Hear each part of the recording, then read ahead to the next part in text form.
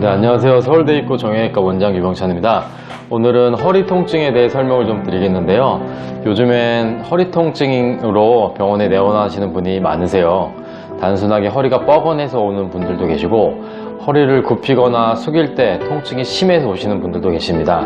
그리고 디스크나 협착이 있을 때 그 하지 쪽, 엉치나 허벅지, 다리 쪽으로 저림감이 있는 환자도 꽤 많으시는데요. 보통 이제 치료를 굉장히 궁금해하세요. 치료를. 그래서 뭐 약으로 치료할지 주사를 치료할지 요즘에 많이 하는 도수 치료를 하는 게 효과적인지 환자분들이 질문을 많이 하세요. 그래서 치료는 보통 증상에 맞게 치료를 하는 게 맞습니다.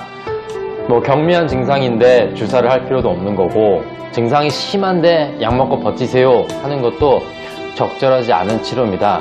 그래서 보통 뭐 며칠 안 됐다, 증상이 좀 경미하다, 그러면 물리치료를 좀 하면서 소염제를 복용하는 것도 굉장히 좋은 치료가 됩니다. 하지만 증상이 오래되고 통증이 심한 경우에는 약도 복용을 하면서 증상을 조절하지만 보통 주사 치료를 해서 증상 조절을 하는 걸 추천드립니다.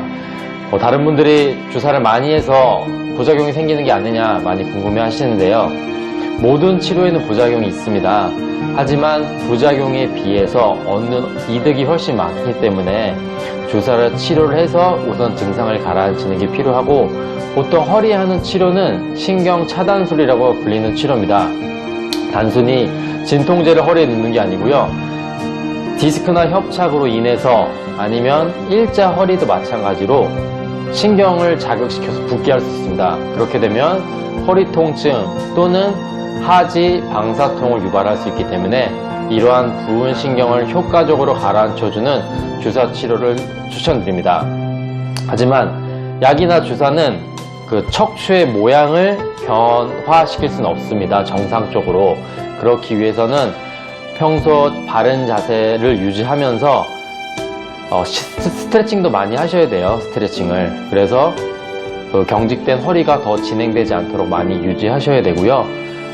그렇게 개인적으로 스트레칭이 힘들다면 병원에서 도수치료를 하시는 것을 가장 추천드려요. 도수치료는 경직된 허리, 골반, 목도 마찬가지고요.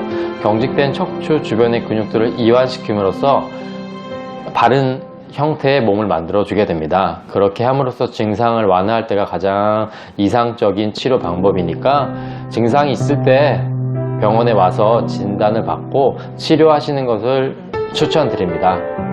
감사합니다.